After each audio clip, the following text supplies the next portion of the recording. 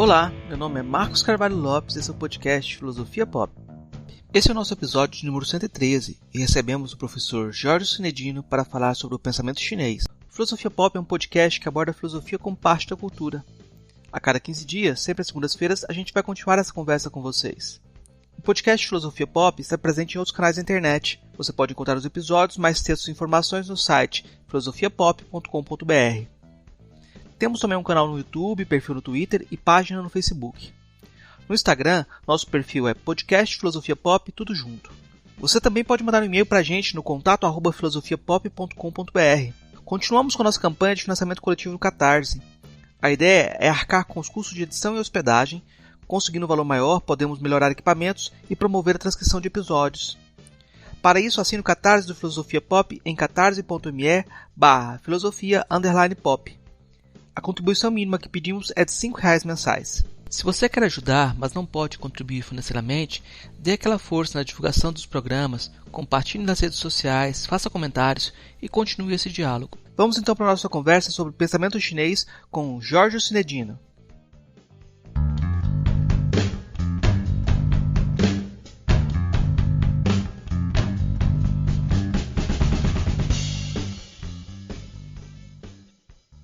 Hoje a gente conversa com o professor Jorge Sinedino, direto de Macau. Ele é sinólogo, tradutor, PhD em filosofia chinesa pela Universidade Renmin, da China, mestre na mesma disciplina pela Universidade de Pequim. Organizou edições pioneiras em português dos Analectos e do Dao De Jing. Lançará em uma edição dos ensaios de Zhuangzi em 2021. Tem se dedicado à compilação, tradução e investigação de textos clássicos sobre as artes chinesas, publicando artigos e ensaios sobre poética, teoria literária, pintura, caligrafia e música. Mantém um programa semanal sobre pensadores chineses na Rádio China Internacional. Então a gente vai conversar um pouco hoje com o professor Jorge Sinedino sobre o pensamento chinês.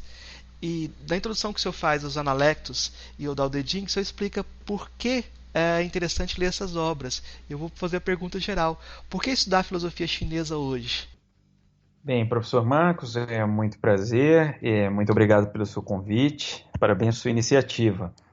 Por que estudar filosofia chinesa? Bem, nós podemos, obviamente, estudar filosofia chinesa devido ao interesse que ela gera, a curiosidade que ela provoca, não é?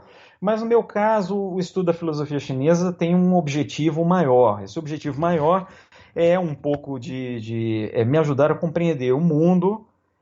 Hoje em dia, especialmente as transformações que estão ocorrendo. Nós sabemos que a China, segundo todos os critérios que possam ser adotados, ela é a grande campeã da globalização. Nós sabemos que a China ela tende a exercer uma influência, um papel que talvez venham mesmo a superar os Estados Unidos e os países que antes nós tínhamos como um pouco serviam de orientação para a nossa própria trajetória, né, política e econômica. Então, eu acho que estudar filosofia chinesa é uma forma de colocar em questão os valores que nós temos, a nossa visão de mundo, a nossa visão de sociedade.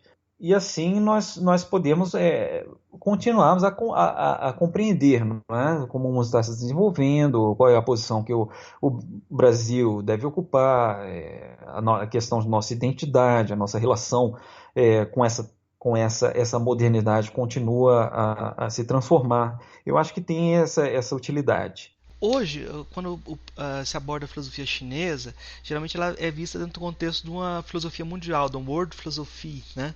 Quais as vantagens dessa abordagem? Como o senhor vê essa abordagem?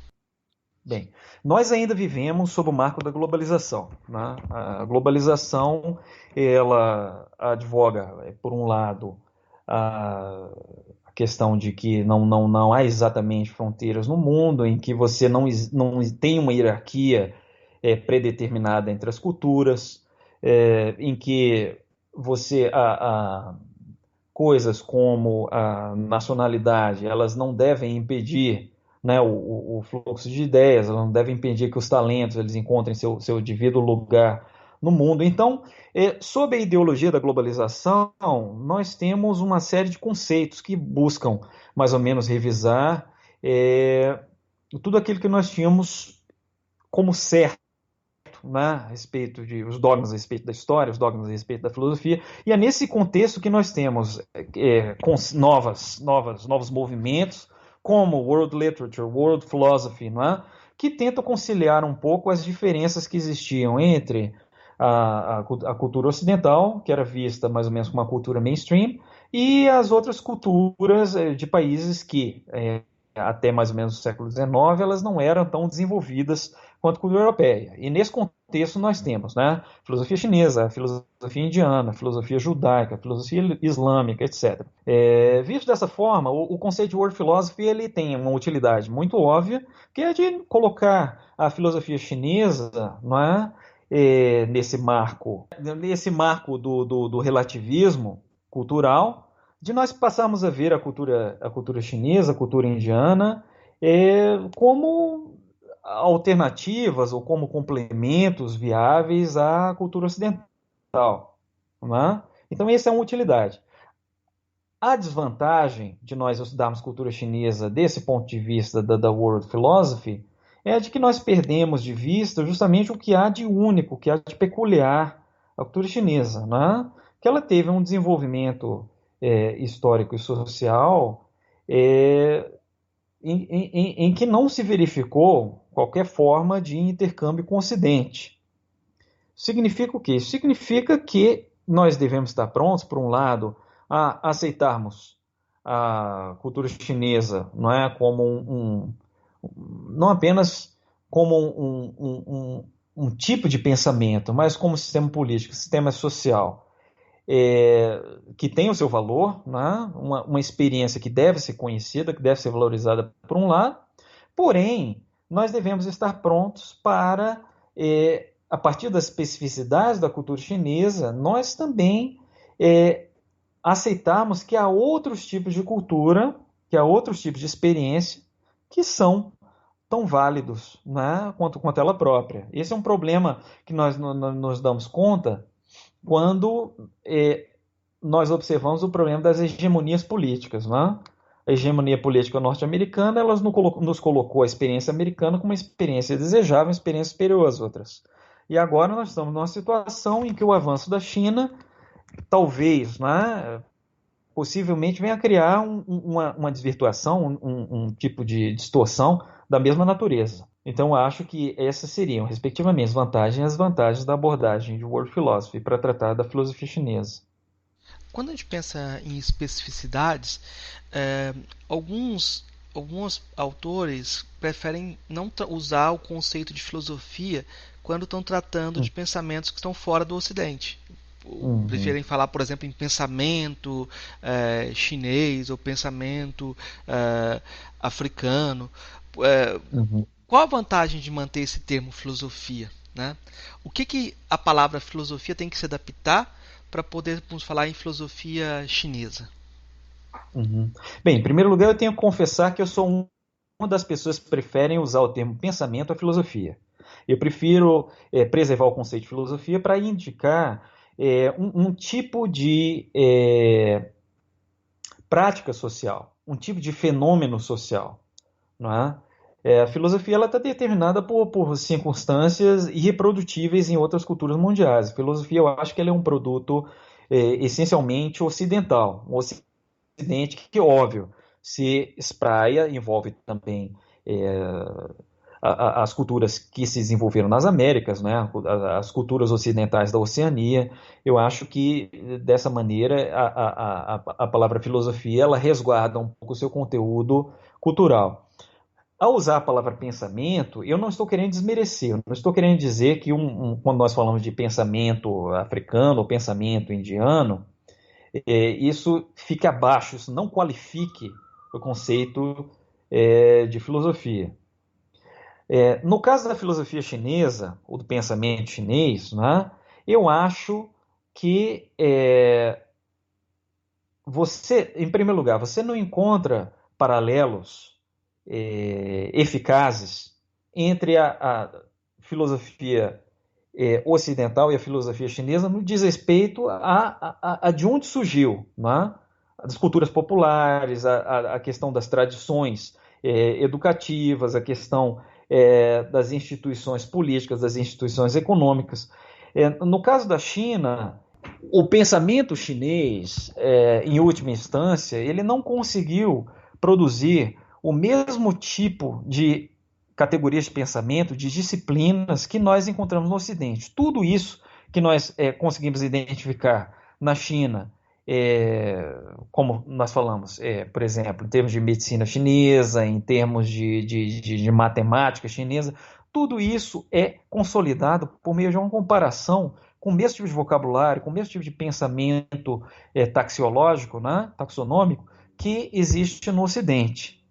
No caso da China, por que pensamento e não filosofia? Porque no caso chinês, você tem uma situação muito mais holística, não é? Do que aquela que nós encontramos na cultura ocidental, por exemplo. Na prática, o que isso quer dizer? Normalmente, um filósofo chinês ele pode ser visto também como escritor de literatura, ele pode ser visto também como político. Então, normalmente, nós encontramos nas inscrições dos grandes filósofos chineses esse tipo de situação, em que ele é apresentado como artista, como filósofo, como político, como matemático, como bruxo. Né? Então, é importante nós estarmos prontos para utilizar esse termo pensamento, não para desmerecer essas culturas, mas para dar uma abertura maior, porque elas são holísticas, elas não seguem as categorias de pensamento ocidental. Nesse sentido, chama a atenção que no Ocidente criou-se a narrativa moderna, bem moderna, de que a filosofia estaria totalmente separada da religião. Né? E não tem como pensar diversas tradições com essa separação. Talvez não seja possível nem pensar a Grécia Antiga, quer dizer, não é possível pensar a Grécia Antiga desse jeito, mas tem se forçado a barra nesse caminho. Como é que é a relação entre religiosidade e religião, religiosidade e o pensamento chinês? Essas questões são extremamente complexas, né? Porque remete, quando o professor coloca essa distinção, filosofia, religião, eu tenho que imediatamente tentar traduzir esses conceitos para a experiência chinesa. Né? O que é religião? Religião em chinês.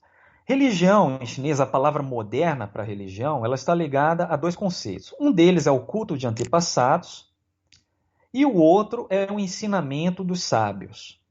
Né? A palavra chinesa moderna para religião é Zhongjiao. Zhong é culto de antepassados e Jiao é o ensinamento dos sábios. Se nós observamos bem dessa perspectiva, não é muito difícil de nós caracterizarmos a religião como um fenômeno totalmente desconectado do pensamento, da filosofia. Por quê? Porque o culto dos antepassados ele é nada mais do que a raiz de onde surgiu a ética chinesa. E a ética chinesa, mais ou menos, é a base da filosofia dele. A filosofia chinesa é uma espécie de paneticismo, né? Em todos os domínios, né, da cosmologia, da ontologia, nós podemos dizer que esses domínios eles são mais ou menos resultado de uma série de crenças originais sobre o que é a moralidade humana. E essas crenças sobre a moralidade humana, elas remetem ultimamente à questão do culto dos antepassados. Né? Claro, eu estou falando em termos de filosofia primitiva chinesa. Se nós passarmos para um conceito mais elaborado de religião, por exemplo, das religiões institucionais, aí sim, nós temos que tentar ajustar, não é? Um desenvolvimento histórico dessas religiões institucionais ao desenvolvimento histórico do pensamento chinês. A China ela tem tradicionalmente três religiões. Uma delas chama-se confucionismo, uma outra chama-se taoísmo e a terceira chama-se de budismo. Né? Budismo não é uma religião chinesa. O budismo ele foi importado, no caso chinês, ele foi importado da Ásia Central. Né? O pensamento chinês, então, ele tem uma espécie de simbiose com essas três religiões institucionalizadas. No caso do confucionismo, ele, além do culto dos antepassados na esfera privada, ele também incluía os cultos imperiais. Não é? Isso aí é a dimensão pública do confucionismo. Os cultos imperiais eles envolviam, por um lado, a questão de sacrifícios à memória do imperador, na casa imperial, né, dos pais, dos imperadores, da mãe. E também existia uma espécie de culto de figuras públicas, né, dos grandes sábios. E aí você tinha cerimônias sacrificais para esses indivíduos, em que a memória e os ensinamentos deles eram celebrados. Então, acoplado a isso, acoplado a essas práticas sociais, você também tem uma série de reflexões que produziram noções que nós podemos qualificar de filosóficas, né? Com relação ao taoísmo, o taoísmo é muito mais complexo do que o confucionismo, no sentido de que ele perpassa toda a sociedade chinesa. O confucionismo está mais relacionado ao que a burocracia, que era a elite social e intelectual chinesa, mas o taoísmo ele deita suas raízes na religião, nas tradições populares. No caso do taoísmo, para além das cerimônias sacrificais, você tem técnicas de cultivo da longevidade, você tem técnicas de mortalidade, você tem a questão de processos divinatórios, né? E todas essas práticas religiosas, elas têm elas são respaldadas por pensamentos e tradições milenares, né? Que também têm um certo valor filosófico. O budismo, como eu disse, em si uma religião estrangeira, mas que passou por um processo de domesticação, né? O budismo ele é trazido por imigrantes, normalmente eram comerciantes que vinham da Sódia, Bactria, uma série de pequenos reinos da Ásia Central, e que pouco a pouco eles foram fazendo proselitismo na sociedade chinesa, não é? Muitos desses imigrantes, eles também tinham domínio de poderes sobrenaturais, por assim dizer, e eles conseguiram se infiltrar na corte chinesa. Eles conseguiram se aproximar do centro do poder. E com isso, né, eles também conseguiram traduzir sua influência política, né, por meio de seu carisma religioso, eles também conseguiram enxertar pensamento filosófico indiano, né, ultimamente, à vida cultural da elite chinesa. É importante ressaltar que o budismo ele é o único caso, por assim dizer, né, da cultura tradicional chinesa, em que uma doutrina estrangeira ela conseguiu deitar raízes na China. E de fato, se nós observarmos do lado da história cultural, né, o budismo, quando ele foi transmitido à China, ele chegou num momento de perplexidade. Que perplexidade era essa? Foi a primeira vez em que um império, né, chinês ele se fragmentou na história. Aí isso de repente seria interessante nós complementarmos um pouco que nessa questão da história política da China, a China nem sempre ela foi um império, né? O Império Chinês ele formou-se mais ou menos no século III a.C. Então esse primeiro império, ou primeiro grupo de duas dinastias, né? Ele passou por um longo processo de esfacelamento e quando chegou no século III de nossa era, você teve uma grande convulsão social na China, que foi também reforçada pela entrada de povos estrangeiros, que os chineses consideravam bárbaros. Né? Junto a esse processo, um processo muito interessante, você teve paulatinamente, né, a aceitação do budismo, em parte devido ao papel proeminente, papel político proeminente exercido por essas novas elites bárbaras que estavam entrando no país.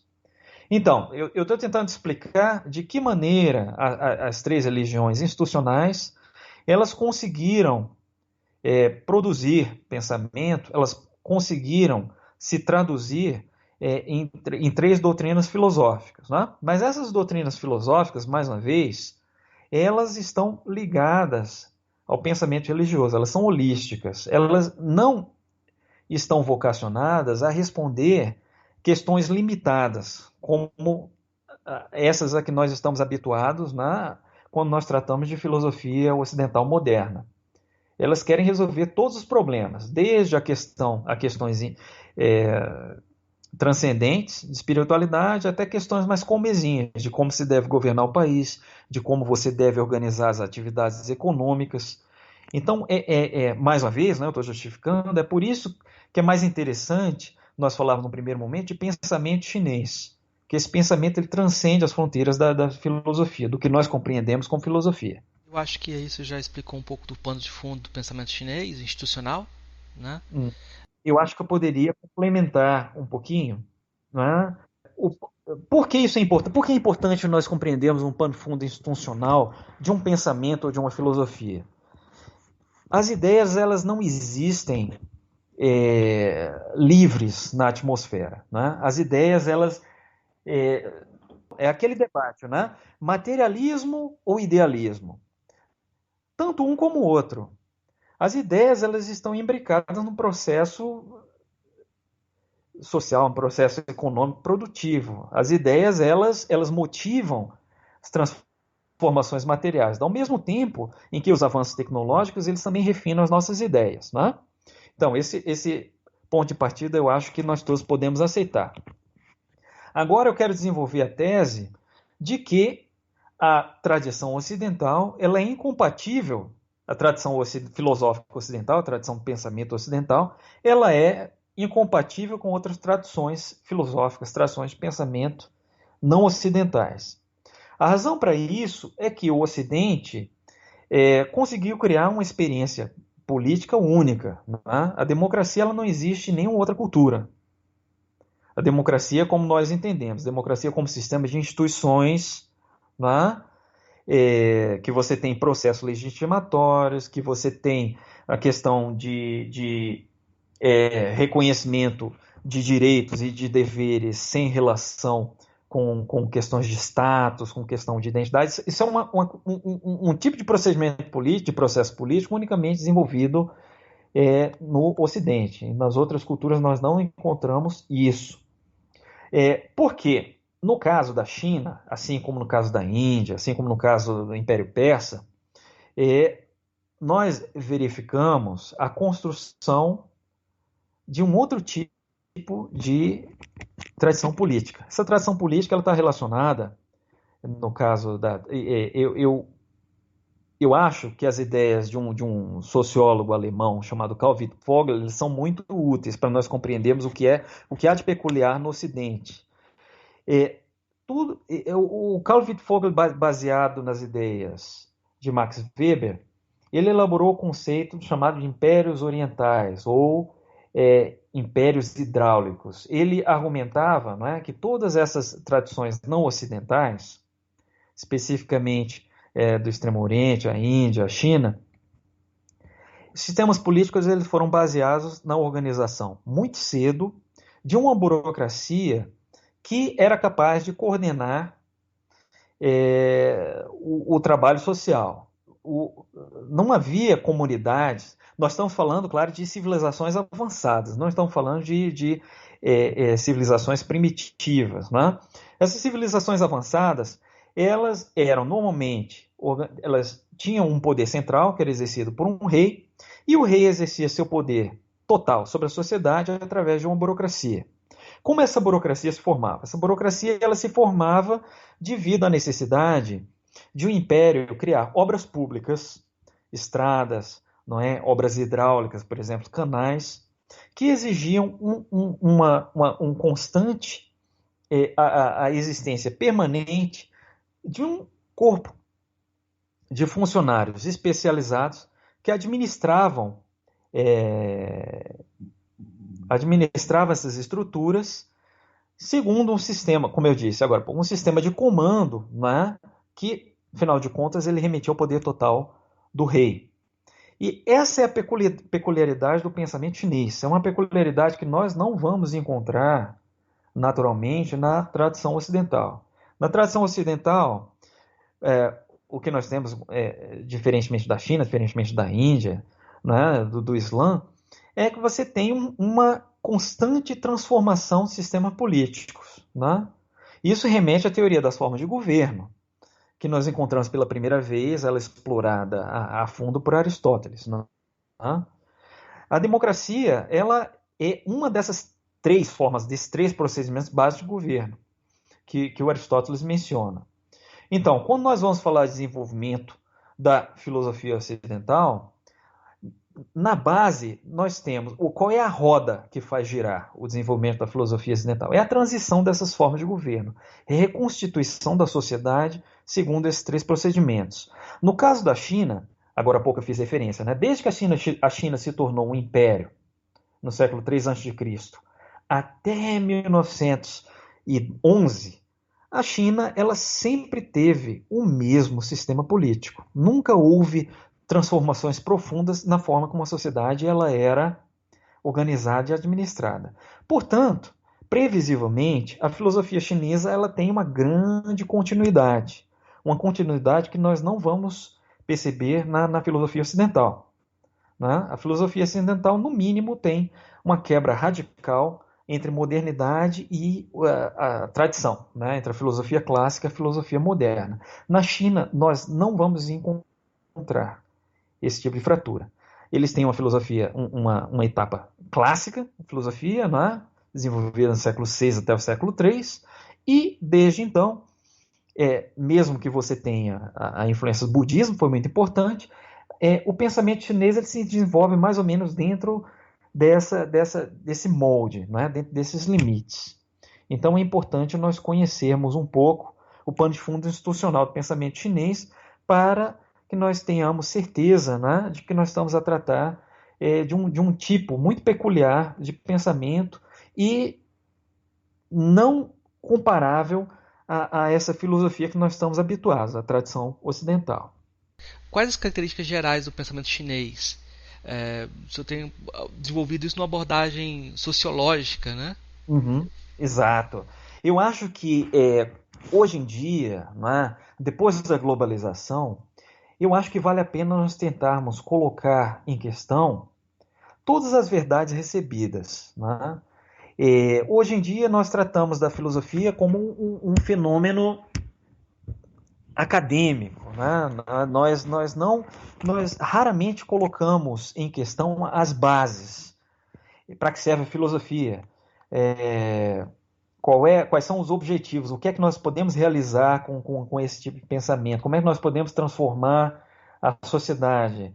É possível transformar a sociedade meio filosofia? Todas essas são questões válidas depois desde a globalização. Eu acho que agora nós podemos colocar em questão o papel central do cânone ocidental. Né? Mas para isso nós temos que entender que a filosofia é um tipo de prática social. É importante nós submetermos a filosofia a uma crítica, por assim dizer, sociológica. Né? Como assim sociológica? Nós temos que pensar de que maneira é produzida a filosofia.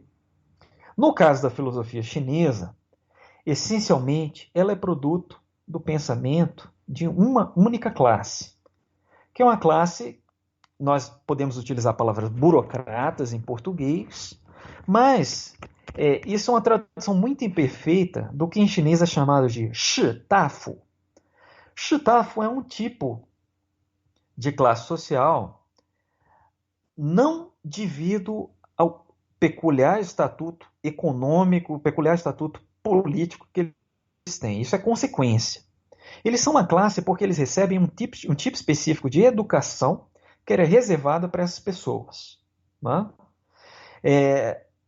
Então, isso dá uma grande homogeneidade, tanto em termos de vocabulário, quanto em termos e aí, se nós entrarmos nas particularidades do pensamento chinês, né? Em termos de argumentação filosófica, em termos de gêneros literários, de tipos de axiologias, né? Você tem uma imensa homogeneidade no pensamento chinês que se prolonga por toda a história. Isso é devido a essa origem social. Né? Então, os filósofos chineses eles se organizavam em seitas ou escolas. essas seitas ou escolas, elas estavam normalmente sob a responsabilidade de um mestre.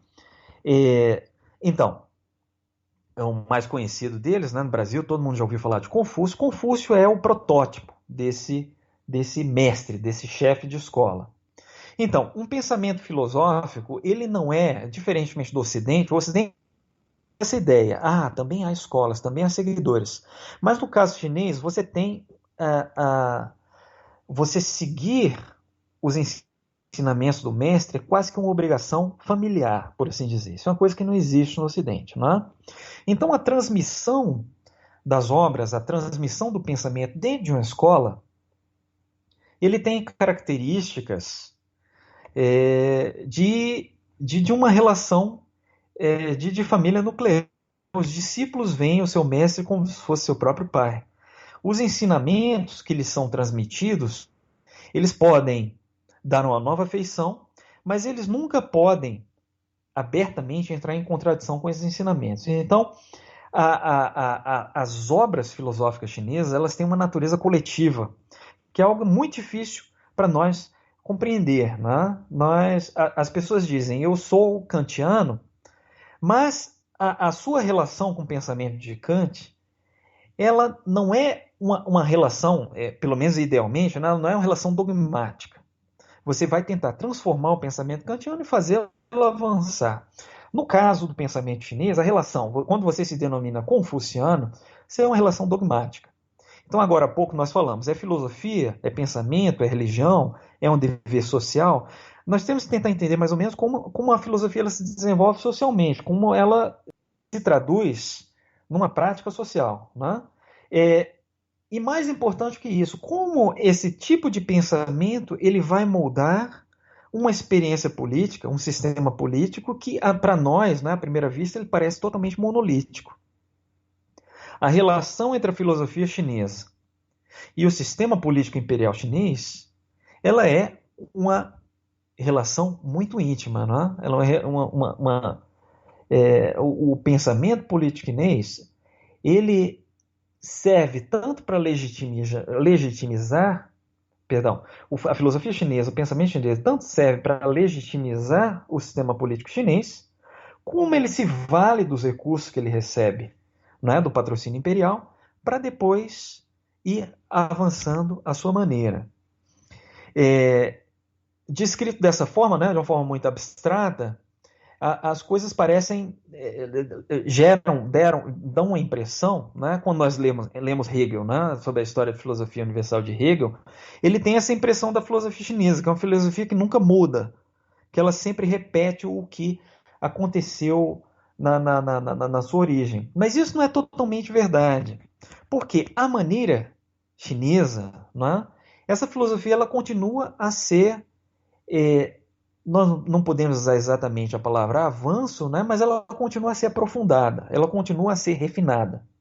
Então, essa é uma outra diferença muito visível, né, da filosofia chinesa, do pensamento chinês, para a nossa tradição ocidental. Os primeiros estudiosos da filosofia chinesa, nós estamos falando dos primeiros sinólogos, né, do século XVII, eles eram jesuítas. Né? Então, eles tinham uma impressão que não é de todo falsa, de que a filosofia chinesa, ela no fundo era uma derivação dessa religião e dessa ética tradicional chinesa. Não é totalmente errado. Porém, quem se interessa, quem quer se aprofundar, quer conhecer bem o pensamento chinês, ele tem que estar atento para isso. Né? Que a filosofia chinesa ela tem uma relação prática, uma relação pragmática com a vida política, e ela tem uma missão muito específica, que é a de garantir a perenidade do fenômeno cultural chinês. O objetivo da filosofia chinesa é garantir a imortalidade da cultura chinesa. O senhor falou de Hegel, né? E o Hegel é um dos pais da periodização da filosofia ocidental. E como é que a gente pode periodizar o pensamento chinês e como essa divisão de períodos pode ser comparada com o pensamento ocidental, com a filosofia ocidental? Essa é uma questão extremamente produtiva. Não é? No caso, eu acho que nós confrontarmos o pensamento chinês com o pensamento ocidental nos dá uma visão do outro. nos mostra que, na verdade, o que hoje nós temos como o estágio final do desenvolvimento do pensamento ocidental, ele talvez seja apenas mais uma etapa, não é, facilmente ultrapassada por nós. Por que isso? Porque o pensamento chinês é justamente o oposto do pensamento ocidental. O pensamento ocidental,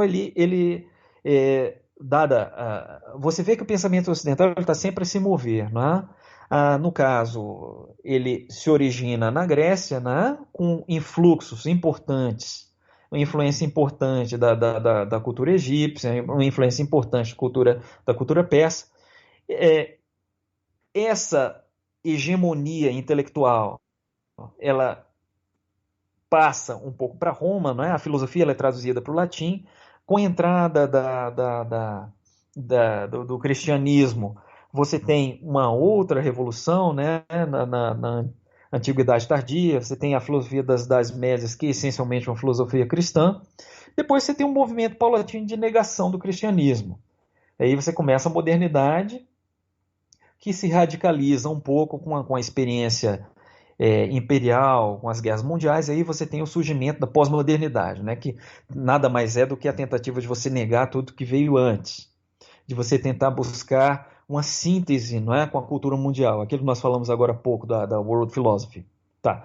Então essa é mais ou menos esse é o frame of mind, essa é mais ou menos a mentalidade que é revelada para nós pela filosofia ocidental. No caso da filosofia chinesa, é uma filosofia de continuidade. A periodização que nós podemos utilizar, ela segue claramente a história política. Não é? Por um lado, agora há pouco eu mencionei, não é? O marco fundamental para nós compreendermos a cultura chinesa é a criação de um sistema imperial no século III a.C. Antes do século III a.C., até a pré-história, você tinha a figura do rei. Mas esse rei, ele liderava o que nós chamamos de uma federação militar. Ele era um chefe militar e ele era reconhecido como líder por um conjunto de clãs, né, que tinham de fato a dominação sobre as massas de agricultores. Né? Você tinha, se chama da violência legítima. Então, uma formação, essa cultura pré-imperial, ela criou um conjunto de disciplinas, nós podemos chamar disciplinas práticas, não é? Por exemplo, condução de carruagem, arco e flecha, questão de aritmética básica.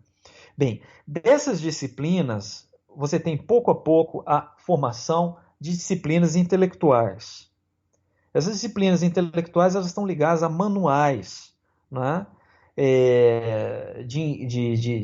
Que compilavam conhecimentos práticos, por exemplo, sobre a etiqueta utilizada na corte, por exemplo, as crônicas históricas, por exemplo, o manual de adivinhação, por exemplo, a questão da música ritual utilizada na corte. Então, essa revolução educacional que aconteceu antes da unificação imperial, ela criou uma cultura, uma alta cultura, que serviu de base para a formação das escolas que nós consideramos, né, escolas filosóficas. Na verdade, elas são formas de lidar com o fato de que a China ela estava produzindo um sistema burocrático unificado que ia acabar com a existência das velhas oligarquias militares. Então, na base de toda essa transformação social, você tem um conjunto de escolas que tentam explicar por que a China antiga ela está a se desfazer e por que o império ele está a surgir. Então, esse é o primeiro período, né? Eu tentei dar as linhas gerais, qual é a significância social desse primeiro período, que nós chamamos do período clássico do pensamento chinês. Esse período se estende mais ou menos do século VI até o século III. Quando você tem a unificação imperial da China, que você tem uma burocracia única, né, que atua em todo o país, essa burocracia age em nome do imperador, você precisa padronizar o pensamento. Você precisa garantir com que essas disciplinas elas sejam ensinadas da mesma forma, não é? Independentemente de qual seja a cultura local. Então, essa é a etapa que nós podemos chamar da etapa da criação de sistema de clássicos ortodoxos. Aí vem uma pergunta muito pertinente, né? Quanto tempo durou essa etapa dos clássicos ortodoxos? A etapa clássica, por assim dizer, né? Ela durou apenas 3 séculos. A etapa da ortodoxia, ela se estendeu até o século XX, o início do século XX. Para além dessa ortodoxia cultural, claro que você tinha movimentos sociais. Em nenhuma tradição filosófica do mundo, a elite ela se dá por satisfeita, não é? Com as mesmas vogas intelectuais. Com o passar do tempo, você vê que as elites elas sempre tendem a renovar seu pensamento, elas sempre tendem a agregar novos elementos. E esses novos elementos, de uma forma ou de outra, eles impelem, não é, a transformação da cultura. Pois bem, presumindo a existência desse sistema de clássicos ortodoxos, o que são os clássicos ortodoxos? Como eu disse agora há pouco, né, esses clássicos ortodoxos são aqueles mesmos livros criados, compilados no contexto pré-imperial, que depois eles foram sujeitos a um processo de contínua exegese. Né? Eles continuaram a ser explicados. Desde o século III, quando você tem a formação do que eles chamam o sistema dos doutores. Né? Os doutores eram funcionários imperiais cujo único trabalho era fazer scholarship, era explicar de que maneira os clássicos ortodoxos eles se aplicavam à vida do dia a dia, né? Vida política, vida econômica, etc. Então, esse sistema de classes ortodoxos começaram com 5 e terminaram em número de 13, né? Eles foram expandidos paulatinamente, né? 5 no século III a.C., chegaram ao número máximo de 13 no século XI. Pois bem, esse sistema ele continua a existir, ele continua a ser o mainstream da cultura chinesa. Se um indivíduo tinha interesse em se tornar um membro da elite, ele tinha que se submeter a exames ou a um sistema de recomendação que exigia que ele memorizasse esses clássicos. Né? Era assim que ele se tornava um burocrata na China antiga. Pois bem, esse é o mainstream. Né? Para além desse mainstream, você também tinha vogas, né? Que se desenvolviam dentro da elite, fora do trabalho burocrático. E é nesse contexto que nós temos, né? Por exemplo, nós vamos falar, eu disse agora há pouco, né? O primeiro Império Chinês, o Império Arcaico Chinês, né? Das dinastias Qin e Han, ele termina no século III depois de Cristo. Com essas convulsões sociais, a China, ela até o século VI, ou seja, durante 3 séculos, ela existe como uma série de reinos, né, que lutavam para tentar restabelecer o Império Unificado. Durante esse período, que nós chamamos de período de desunião, você teve uma série de vogas, né, ligadas às cortes desses diferentes regimes políticos, que tentaram agregar novos elementos ao sistema dos clássicos ortodoxos. E é nesse contexto que você tem, mais ou menos, a interação entre taoísmo e budismo, que vai promover, no caso da China, um dos maiores movimentos de tradução já verificados em toda a história da humanidade. Hoje em dia, isso vale a pena fazer referência, não é? Quem quer estudar budismo, quem quer conhecer toda a história, todas as etapas de desenvolvimento do budismo, não é? Índia, passando pela Ásia Central, depois a forma como o budismo ele se espraiou, ele se enraizou em outros países, né? Você somente é capaz de compreender esse processo por meio das tradições que foram feitas para o chinês. O chinês ele tem hoje em dia traduzidas coleções de todas as diferentes seitas, né? Sejam elas autóctones à Índia, sejam elas propriamente criadas na Ásia Central ou no continente chinês. Então, esse processo de tradução do budismo para a China, ele estava relacionado a um forte interesse das elites, né, por questões que antes não eram tratadas na filosofia clássica chinesa.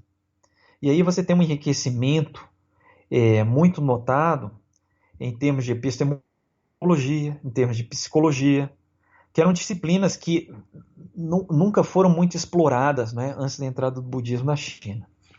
O taoísmo também é uma doutrina interessante, é um tipo de pensamento interessante. Porque o taoísmo ele está aberto a uma investigação da natureza de uma forma que o pensamento mais ortodoxo chinês, o confucionismo, ele não está aberto. No caso, isso está curiosamente vinculado, não um tipo de curiosidade natural, uma vontade de saber, não é, que é uma característica muito dos gregos, mas há uma questão utilitária, que é a busca da longevidade. No caso, todos os desenvolvimentos que nós conhecemos na China, em termos de matemática, de cálculo, né, de química, estão relacionados a práticas taoístas. Essas práticas, por exemplo, envolvem o que eu acho no Brasil nós conhecemos, né, o Feng Shui. Mais ou menos, qual é a questão básica do Feng Shui? Onde é que eu devo construir minha casa para que eu tenha sorte? Onde é que eu devo ser enterrado para que os meus descendentes eles tenham uma vida feliz, não é? E eu tenha uma boa sorte no além-túmulo. Tudo isso foi mais ou menos desenvolvido pelos taoístas. Invenção da bússola, né? Invenção da pólvora, a questão da alquimia interior, dos elixires de longevidade, que deram um grande impulso ao desenvolvimento da química. São questões que não eram presentes para os outros ramos de investigação intelectual na China. Então, tudo isso é o que eu estou querendo afirmar, querendo mostrar. Bem, você teve 3 séculos, período clássico, né? Depois você teve quantos? 19, 22, mais ou menos 20 séculos, 21 séculos de ortodoxia. Mas essa ortodoxia, não é? Ela é rígida, ela não apresenta grandes quebras, ela não tem breakthroughs, né, visto de fora, mas visto de dentro, você tem que compreender mais ou menos como é que as elites, né, elas importavam novas questões do interior, do exterior, como elas descobriam novas questões por meio de novos interesses desvinculados da vida burocrática. E por esse lado nós conseguimos identificar uma grande vitalidade no pensamento chinês. E o que é o pensamento clássico chinês do século 6 a 3 a.C.? O que seria esse pensamento clássico chinês? Pois bem, então, agora há pouco eu disse que antes da unificação imperial você tinha um sistema, uma federação militar na China. Essa federação militar ela também tinha uma cultura de elite, que envolvia um conjunto de disciplinas práticas. Né? Eu disse agora há pouco, condução de carruagem, arco e flecha, aritmética, não é? a questão a escrita propriamente dita, a questão de registros, contabilidade, etc. Por que isso? Porque eles eram os administradores, né? Eles tinham que coordenar o trabalho agrário, eles tinham que, no caso, preparar para a guerra, preparar para a proteção do seu território. Essa cultura de elite, ela foi absorvida pelos ancestrais dos futuros burocratas, aqueles que trabalhavam na burocracia especializada, burocracia imperial. Não é? Mas essas pessoas, elas não apenas tratavam de uma forma mais eles trataram dessa tradição dos clássicos ortodoxos de uma forma muito criativa. Como assim criativa? Por meio dos debates, sobre qual o entendimento correto desses textos, eles criaram novas disciplinas para enfrentar a situação, historicamente, sem precedentes que a China estava a vivenciar naquele momento. Eu disse agora há pouco, pensamento clássico chinês, ele se estende do século VI ao século III. Qual era a situação da China nessa época? Aquele sistema de federação militar estava a se desfazer, estavam a aparecer novos atores, não é?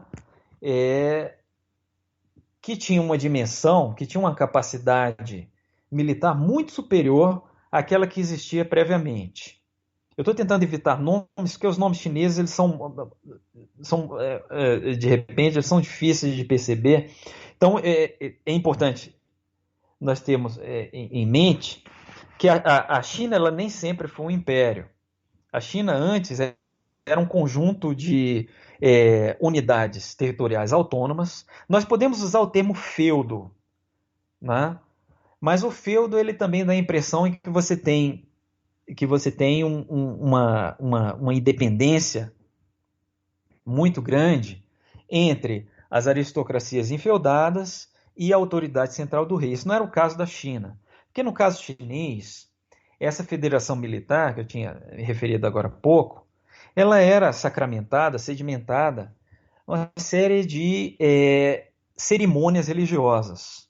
Né? Você tinha juramentos, você tinha a questão dos sacrifícios, você tinha reuniões formais, em que esses senhores da guerra locais eles tinham que manifestar sua fidelidade ao rei. Pois bem, esse sistema político, quando chega ao século VI, ele entra em franca desintegração. Por quê? Porque, em primeiro lugar, estão aparecendo nações, não sei se eu posso usar esse termo, não chinesas, né? Naquela época elas eram percebidas como nações estrangeiras, que, curiosamente, elas tinham uma dimensão territorial, uma dimensão populacional, que era maior do que aquela que se considerava a tempo propriamente a China. China, né, não é país do meio. China, originalmente, queria dizer países do meio. Eram todo o conjunto daqueles feudos, né, que estavam ligados a uma corte central.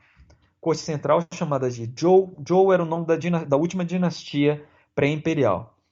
Então, nesse período clássico, Zhou estava sob a ameaça, uma forte ameaça dessas nações estrangeiras. Então surgiu um conjunto de pensadores que tinham visões diferentes de como Zhou poderia restabelecer seu domínio sobre os países do meio, sobre tudo sob o céu, como eles chamam. É dessa época que nós temos, por exemplo, a escola confuciana, né? Confúcio, 476 a.C. Ele começa a organizar um grupo de pessoas que tinham mais ou menos as mesmas concepções que ele, e ele começa a transmitir uma série de conhecimentos que ele entendia que representavam a ortodoxia política, a ortodoxia cultural chinesa. Né? Mas, ao mesmo tempo, Confúcio, obviamente, ele não tinha condições de impor seu pensamento a outros grupos. Então, você teve organização de outras escolas em torno de mestres diferentes. Então, esse período clássico chinês ele também é conhecido como período das 100 escolas. O número não era tão grande, não chegava a 100, não é? Se você vê a lista das escolas, tal como há na primeira crônica histórica chinesa, você tem uma dúzia, mais ou menos. Mas, de qualquer forma, havia diferenças bastantes entre essas 12 escolas para que elas fossem vistas na China da época como oferecendo alternativas diferentes, como o país deveria se desenvolver. Né? Então, desse caldo, né, dessa diversidade de pontos de vista, você, hoje em dia, ainda pode conferir, né, como você tinha uma diversidade de visões por meio das obras que chegaram a nós. Então, o período clássico do pensamento chinês, ele envolve, além da escola confuciana, ele envolve também a escola taoísta, ele envolve a escola de um filósofo chamado Mozi, né, o moísmo, ele envolve Depois teve uma grande importância os filósofos do Fá, chamados filósofos legalistas. Fá em chinês você pode dizer que é lei, mas também você pode dizer que é o decreto imperial, né? Então esses são os defensores da autoridade máxima do imperador. Essa é a doutrina pensamento, doutrina filosófica que, de uma forma ou de outra, formatou, né, a relação entre o poder imperial e a sociedade chinesa. Você tem a escola, gostam de dizer que são a filosofia lógica chinesa, né? Mas eles são mais promotores de um tipo de arte retórica, né? Os filósofos dos nomes. Você tem também a escola filosófica dos estrategistas, não é? Que um aspecto interessante desse período clássico como a China ainda não estava unificada no Império, você tinha uma diversidade de cortes. Então esses filósofos, cada um deles, eles buscavam emprego nessas cortes, eles buscavam influenciar a política desses reinos no sentido de serem adotados como a ortodoxia. Mas como a China ela não foi unificada num período de 3 séculos, todas essas seitas, né, essas escolas, elas conviveram de uma forma mais ou menos desarmônica por todo esse período. Com a unificação, essa é a diferença que há entre o pensamento clássico e a era da ortodoxia. Não é? Com a unificação imperial, devido a um tipo de idiosincrasia da cultura chinesa, não é possível que você tenha tantas escolas com pontos de vista tão dissemelhantes, não é? Existindo dentro de uma mesma ordem política. Então você teve um procedimento paulatino de criação de uma única forma de pensar, né? Que era referendada pelo poder imperial. Então essa é a grande diferença entre a etapa do pensamento clássico, em que há uma diversidade de escolas, e a etapa posterior, a etapa da ortodoxia, em que você tem uma única ideologia burocrática que é fundada no sistema dos clássicos ortodoxos. Por que os períodos de maior criatividade intelectual na China são justamente os de maior desordem social e política? O exemplo do longo período de desunião dos séculos III e século VI. Uhum. Bem, então essa é a consequência do raciocínio que eu acabei de desenvolver, não é? Quando você tem uma autoridade política central estável, essa é dos interesses dessa ordem política que não haja dissidência. Né? É necessário você ter uma unificação das mentes, é necessário você ter uma única forma de pensar que ela é aplicada dessa forma em todo o território nacional. Consequentemente, os períodos de maior desordem sociopolítica, eles criam alternativas, eles criam oportunidades. A partir do momento em que você tem mais do que uma corte, né, cada corte está autorizada a desenvolver sua própria ortodoxia. É dessa forma que nós temos, nesse período de desunião, talvez, período de maior criatividade intelectual da história da China.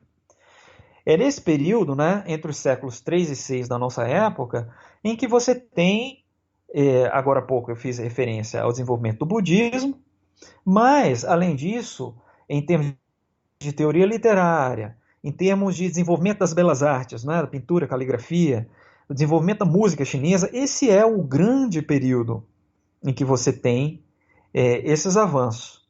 Uma grande razão é a de que elites locais, não é? Muitas vezes, elas julgaram melhor permanecer nos seus domínios do que ir servir às cortes que existiam na época. Então, na China, nós temos essa situação. Essa situação ela vai se repetir depois, mais ou menos, no século X. Né? Ela se repete ciclicamente na China. Porque na China você tem esse... embora, agora eu tenho que me corrigir, parece que eu estou entrando em contradição. Né? Que eu disse que a China, a partir do século III a.C. até o século XX, ela é mais ou menos um contínuo. Né? Bem, de fato, é um contínuo. Mas a China, o sistema político chinês, ele segue o que se chama de ciclos dinásticos. As dinastias, elas se formam, né? Você tem um período de recrudescimento da ordem, em que o controle sobre a sociedade ele vai se tornando cada vez mais forte.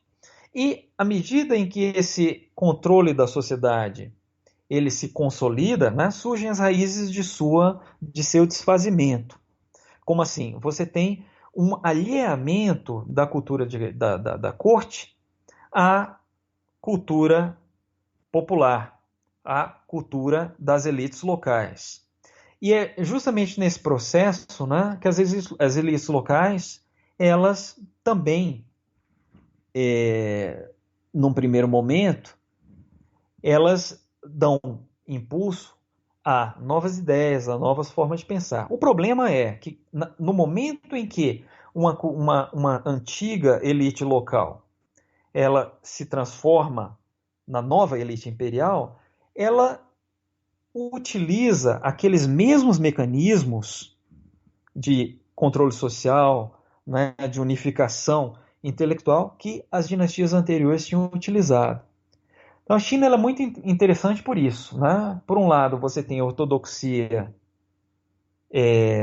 imperial, e pelo outro, você tem essa diversidade de culturas locais, não é? Que nos momentos em que não há um controle central, elas chegam a criar altas culturas, elas chegam a criar vogas intelectuais, às vezes tão representativas quanto aquelas que eram defendidas pelo governo imperial, quando estavam no poder.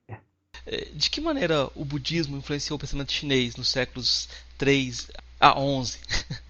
Bem, como eu disse, não é? O significado maior do budismo é que é o único caso de importação cultural de uma outra alta civilização, no caso, o contexto da história chinesa. A cultura chinesa, ela, do início ao fim, ela é uma cultura autóctone. Nós vemos que não sei como é que a China promove sua imagem no Brasil, mas a China ela tem uma identidade cultural extremamente forte e consolidada ao longo de 3.000 anos, né, de cultura escrita. No caso, o budismo é a única exceção. Por que o budismo é a única exceção? Em primeiro lugar, como eu disse agora há pouco, né, o budismo ele entra no momento que o poder imperial na China estava muito, muito fraco. Além disso, o budismo ele é trazido por nações bárbaras, né, da perspectiva da cultura oficial chinesa. Óbvio, essas nações bárbaras, paulatinamente, elas foram sinificadas. Elas se transformaram em novas vertentes da cultura chinesa. Mas o budismo ele é muito importante por isso, né? Nesse plano da transformação da cultura chinesa, da transformação social chinesa. O budismo ele também é importante um lado institucional. Eu mencionei, não é, que a religião clássica chinesa, a religião tradicional chinesa, de culto aos antepassados. Mas depois, na China, desenvolveu-se também a religião institucional. Como assim uma religião institucional? Você tem uma igreja, né? Você tem uma instituição, a igreja, você tem um clero, você tem um conjunto de textos religiosos, né? Os 3 elementos da religião institucional. O budismo, quando chega à China, traz toda essa estrutura. Hoje, quando nós falamos da religião taoísta, a religião taoísta ela não é o taoísmo primitivo. Essa religião taoísta ela copiou, né, a organização da igreja budista, ela adotou o sistema monástico, né, o sistema formal, hierárquico, monasticismo, e ela também criou o seu sistema de escrituras religiosas baseado no exemplo dado pelo budismo. O budismo ele foi extremamente importante para a espiritualidade chinesa, porque ele consolidou, eu disse agora há pouco, né, em termos filosóficos, o budismo ele aprofundou a psicologia, o estudo da psicologia na China. A questão também, questão de epistemologia, né, como é que se dá o conhecimento da realidade. Mas o budismo ele enriqueceu muito a visão chinesa da vida além túmulo, da vida espiritual. O budismo ele também criou algo que não existia na China, que é a ideia de fé, né? Assim como nós usamos a palavra fé, de você acreditar numa deidade, mesmo que tecnicamente o Buda não seja um deus, né? Não exista deuses, né? Mas o Buda ele transmitiu para os chineses a ideia de que é possível, por meio de atos de manifestação de fé, de você obter benesses. Né? Isso é uma coisa que na tradição chinesa, essa relação entre os homens e Deus, ela era uma relação de troca. Os sacrifícios que os chineses da China realmente arcaica realizavam era uma espécie de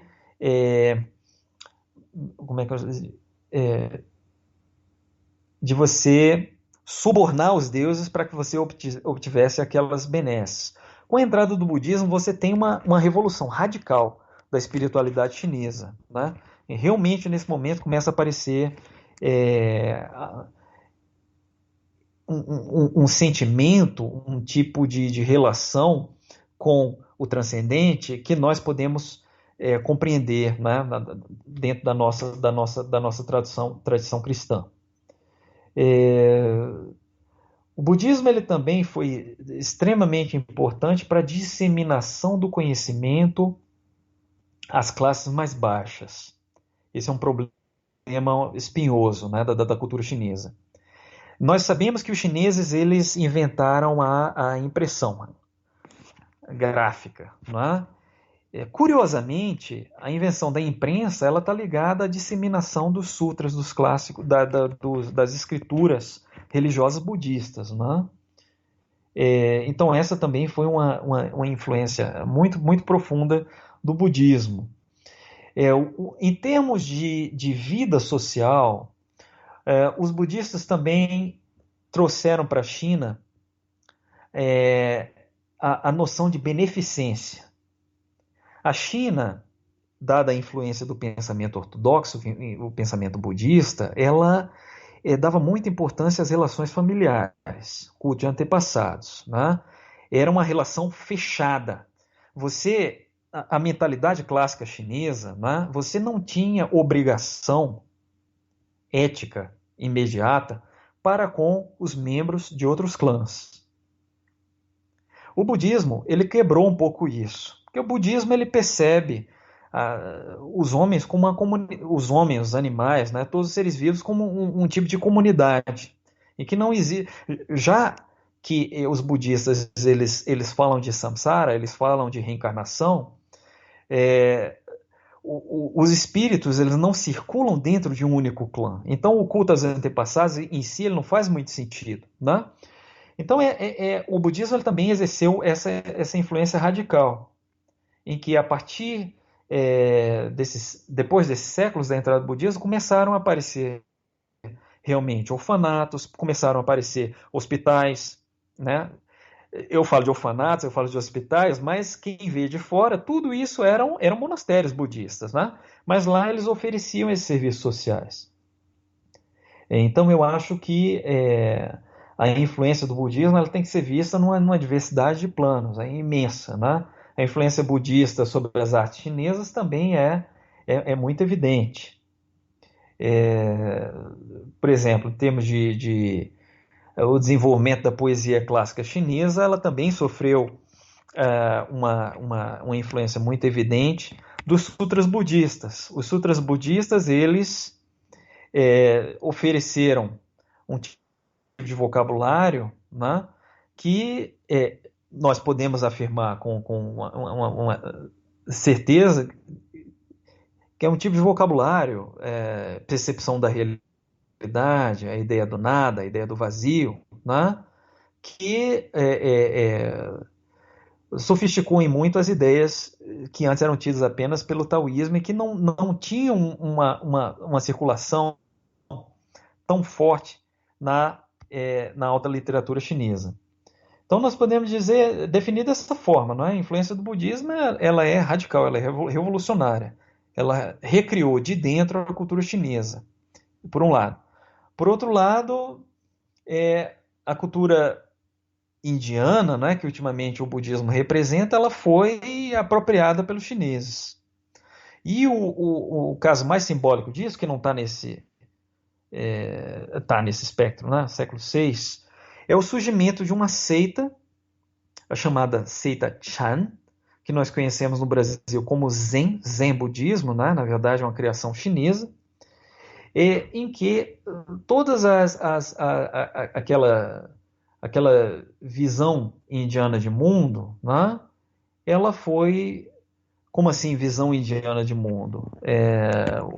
Os indianos eles percebem antes a eternidade do que a atualidade, né? Tudo, a realidade que se vive, ela é um pouco a derivação daquele mundo eterno que existe, defendido pelas seitas religiosas indianas. A China é um pouco o contrário. A China ela busca a transcendência, a eternidade por meio da atualidade. Os chineses são mais pragmáticos e materialistas do que os indianos.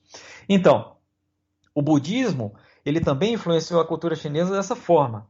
Os chineses eles foram capazes de retirar do budismo todos aqueles elementos de dependência de deidades eternas, aquela imaginação, né, de diversos níveis acima da realidade, o que eles chamam das, das seis esferas, né, em que os seres vivos, os seres em geral, eles vivem num contínuo processo de troca, vida nessas diferentes esferas. Então surgiu o Zen budismo, ele de uma forma bastante chinesa, né, ele relativiza essas verdades que os indianos assumiam como pré-determinadas.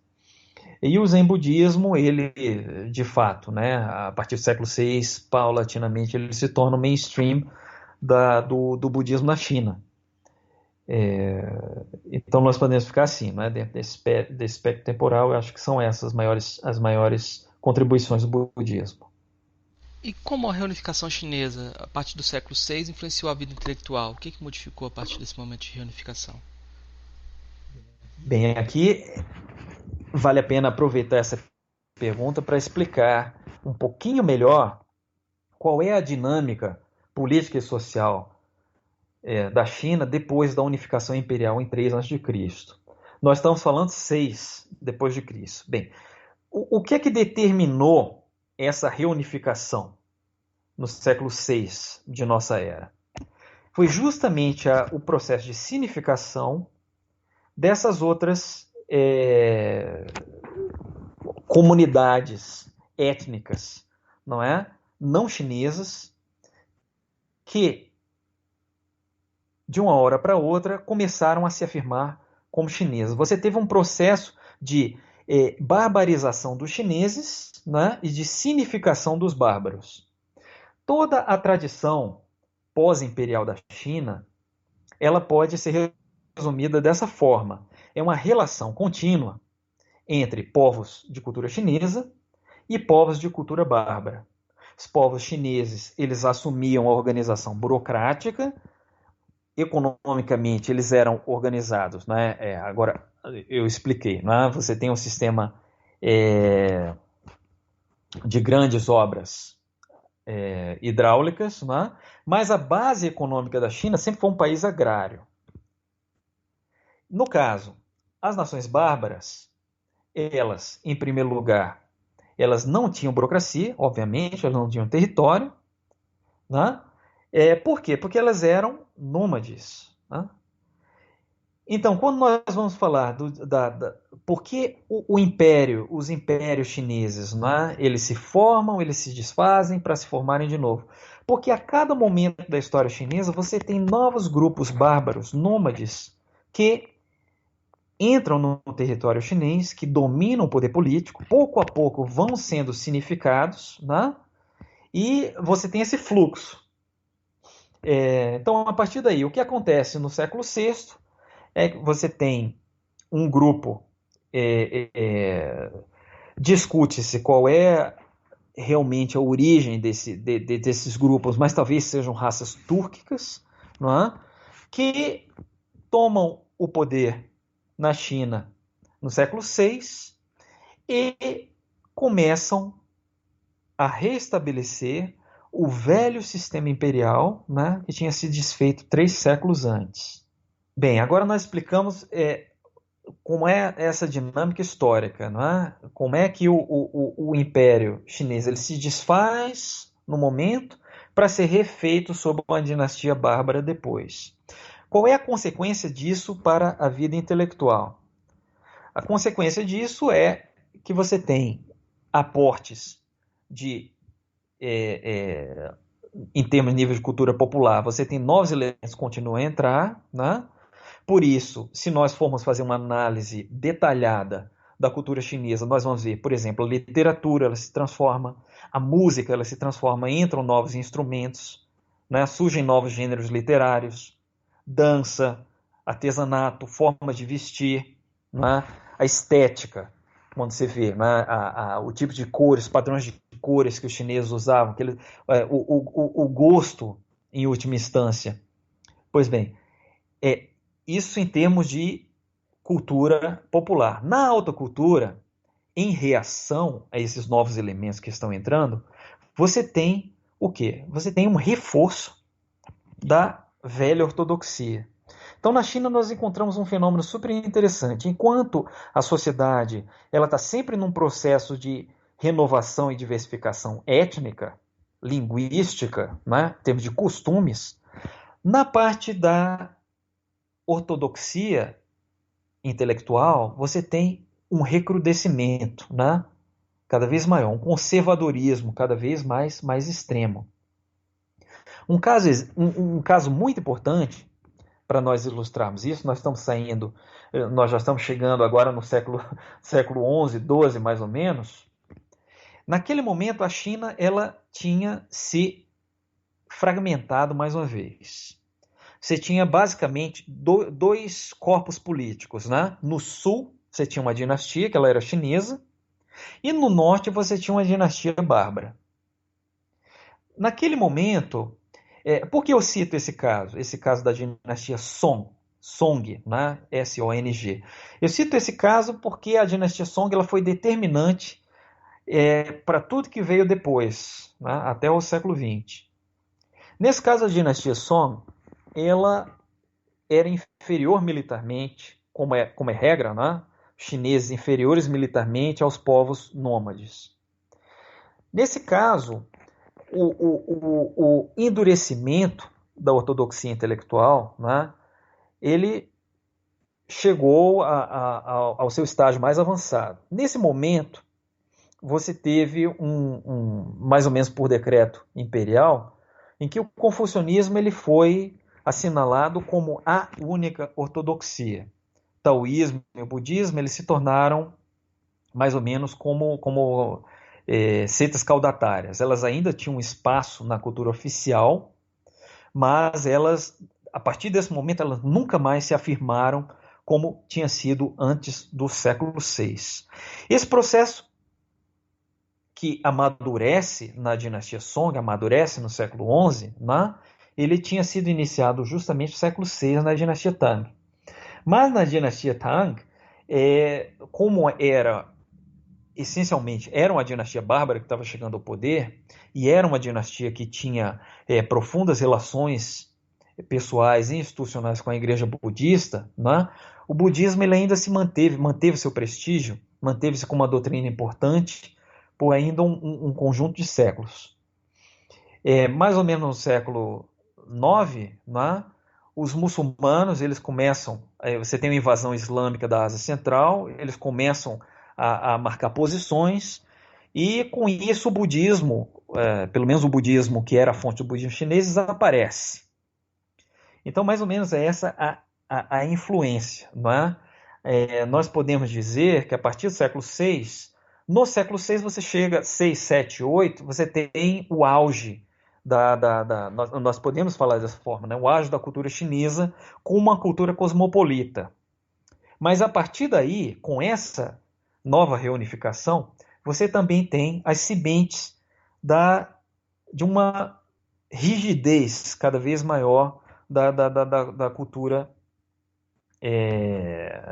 mainstream chinesa, por assim dizer. Sociologicamente, por que isso aconteceu? Uma razão muito importante é a questão do patrocínio estatal.